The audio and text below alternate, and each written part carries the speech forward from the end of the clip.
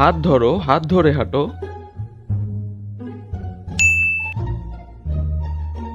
উফ, ধইরো না। কি হইছে? গরমের মধ্যে হাত ধরাধরি ভাল লাগে না। সরি, লেট হয়ে গেছে।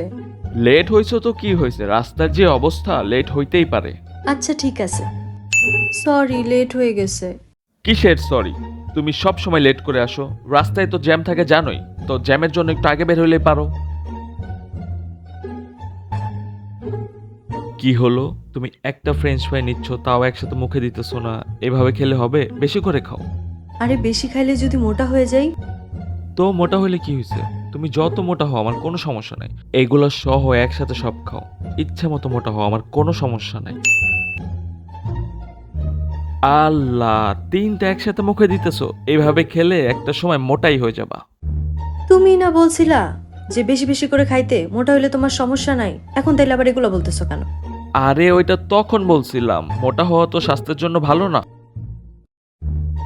ওয়াও, তোমাকে কত সুন্দর লাগতেছে। সব সময় তোমাকে এত সুন্দর লাগে। Thank you. কি হইছে? আমাকে কেমন লাগতেছে বললা না যে?